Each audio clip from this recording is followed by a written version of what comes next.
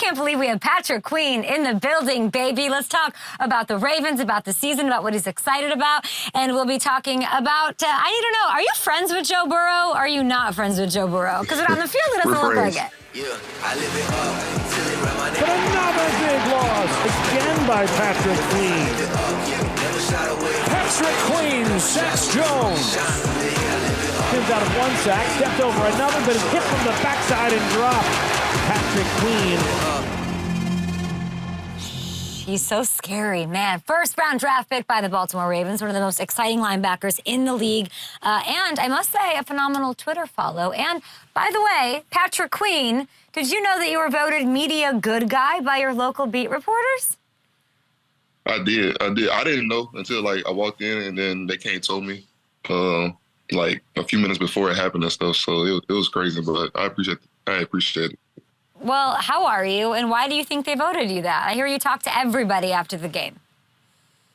I'm good, and, it's just crazy. I don't expect to receive an award like that, So I remember after the Steelers lost, they came in the locker room, and I was, pissed. Did not want to talk to anybody, and they came up, and they was like, can we get an interview with you? And I wanted to say bad, so no, but I'm like, they got a job to do, so I might as well just give them a little insight. Well, we love having you here on the show and for making some time. We miss your Ravens on the field already. Now, you're coming off your best season in Baltimore with career highs, honestly, across the board in almost every category. How would you, you're sitting back, you've had a couple days to sort of reflect on the season probably. When you look at it, how do you describe your personal journey this year? Did it feel different from your first 2 years? Everybody always tells me the game slows down a little bit once you play for a while. Yeah, it definitely slowed down. And I feel like I made a great jump, but it was not where I wanted to be. I still wanted to be even better. So that just comes with, I guess, experience. So now that I got the more experience under my belt, year 4 could be even better. So that's what I'm looking forward to. That's what I'm going to be working for this offseason, just to improve off what I just did. What does better mean to you? Is it all pro? Is it, you got Roquan there now. You and Roquan are a nightmare. So how much, you don't scare quarterbacks around the league now.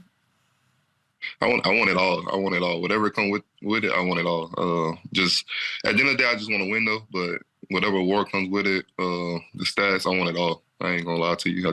I'm greedy like that. Yeah, and I'm used to the Ravens having it all. I really am. I'm used to you guys playing deep into these postseasons. A lot of energy, a lot of good vibes. There was, a lot of obstacles for this team this year. Big injuries that, that's sort of been with the Ravens for the past couple of years. Fourth quarter, weirdness, right? There's quarterback switches, all of that. And the division's really tough. So what's one area of improvement that you do think needs to happen to come out swinging next year? I think we just all got to come in and just come together quicker. I think that was the biggest thing, that we all weren't a true team when we started. So that's what the main message was on the exit meetings, was just us coming together quicker, being able to form that bond at a faster pace so that this way when we start the season, things will fall apart like they did early on. Yeah, I love hearing that. We'll talk a little bit more about the Ravens in a bit, but I said you're a good Twitter follow. I laughed out loud, and so did my whole staff when we saw this. This tweet that you put up here, they need to make a show for fans to get on and think that they know football and ask them every single assignment on the field on each play. Now, I would lose immediately in this situation, but what does that show look like? I need you to pick a host. Who's hosting that show?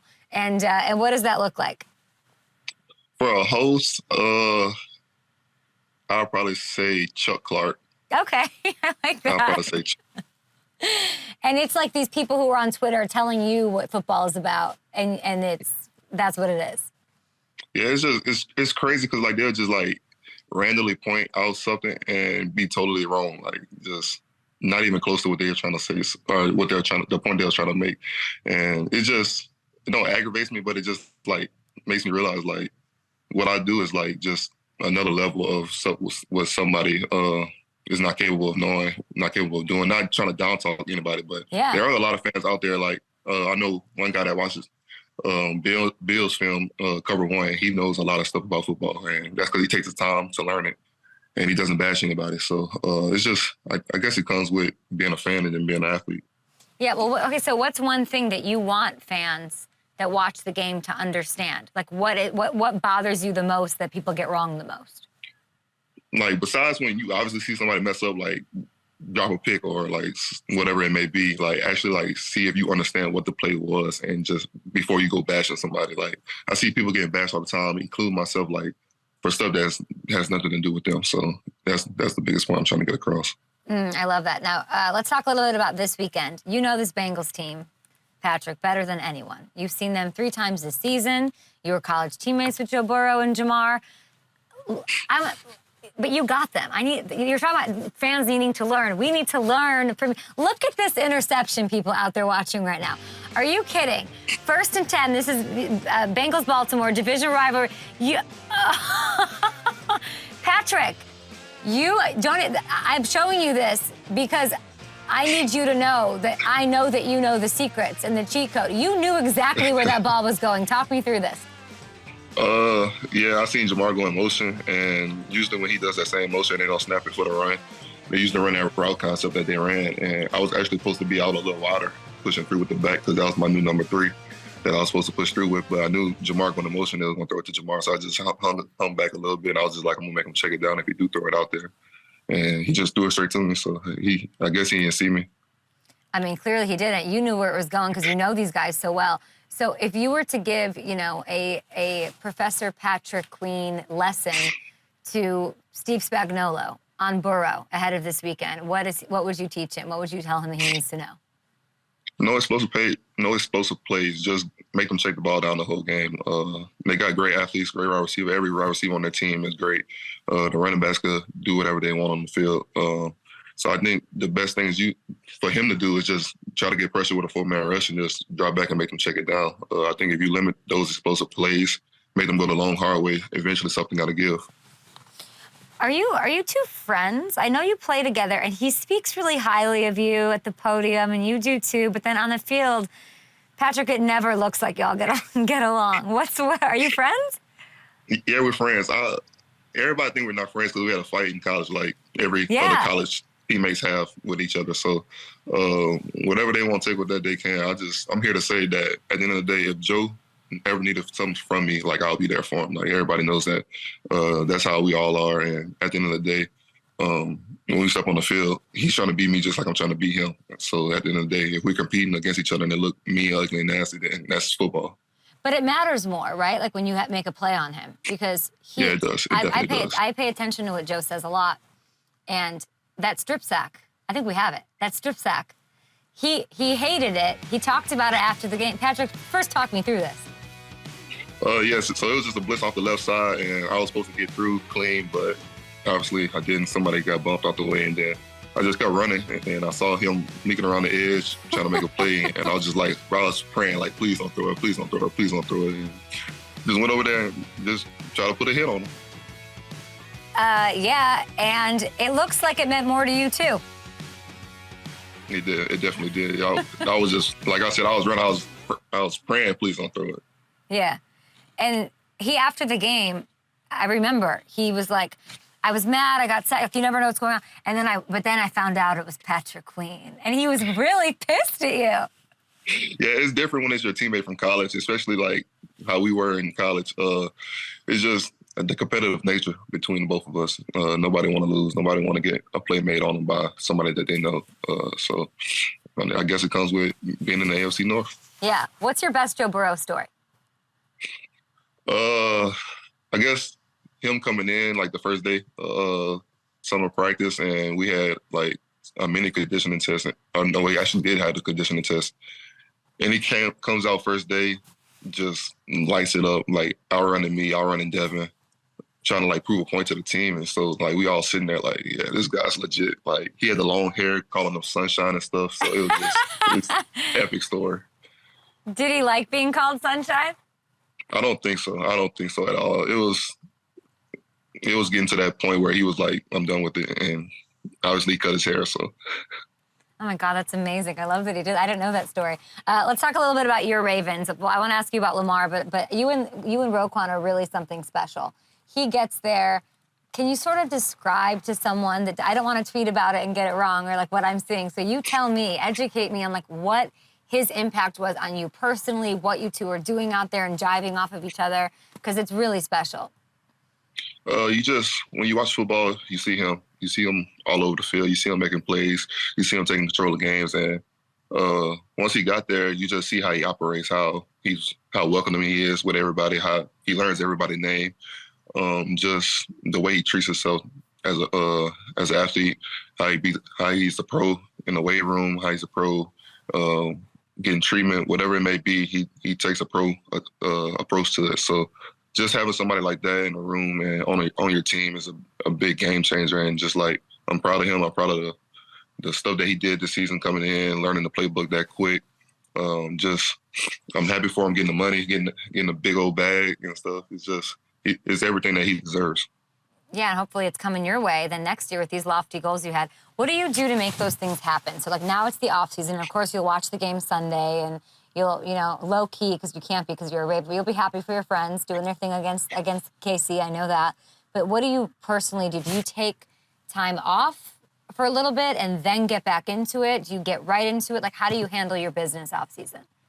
I think for me, having 2 off seasons is the best thing for me. Was last season. I just took a few weeks off, maybe 2, maybe 3, and I just got right back into it. Didn't start off extremely hard, but just got back into it slowly and surely. I think that's the biggest thing, and just eating right. I think I started eating right a little bit too late last off season. So I think that approach now, just knowing what to eat, what not to eat, and starting to work out early, that's probably the best thing for me to be able to reach those goals. What are you not eating? What are you eating now? What do you got to stop? What's like the one thing that you have to stop eating that makes you the most upset? Pasta. I love pasta. Pasta? All kinds of pasta, yes. You can't eat pasta when? Like just all season? It's just like, I love pasta. So like, instead of like having pasta and like with chicken or shrimp or something in it, I just want pasta. Like I just love pasta. And it's too many carbs, so I can't really eat that. So now you got to stop. You got to get it while you can. But there's other kind of pastas now. There's lentil pasta. There's pastas made out. Have you tried any of those? I have not. I haven't even thought about trying none of those. Okay, we won't even ask you to do that. Okay, so here I want to ask you. The vibes between you and Roquan, they're on, and they were amazing all season. I mean, before the trade, it was the 20th, ranked pass defense. He gets there. You two crush it. It's the second best pass defense. Like you guys were killing it. But the rest of the team, the vibe sort of felt off, and you had the J.K. Dobbins thing happen, and obviously like you're rolling out a quarterback that's a third stringer, which is crazy. Why were the vibes off? I'll just ask you honestly. I think it just comes like naturally, like with a football team when injuries happen and stuff happens inside the facility. I think that tends to happen around every football team. It's just at a point, how well do you respond? Everybody get hit with adversity. And I think the biggest thing for us was we just all came together. We all just stuck in there, especially seeing what happened last season and knowing that we have a better chance with more guys being back, even with the injuries, just staying in there, being consistent, having each other's back, and just coming in to work and trying to get better and just improve our team, improve our season.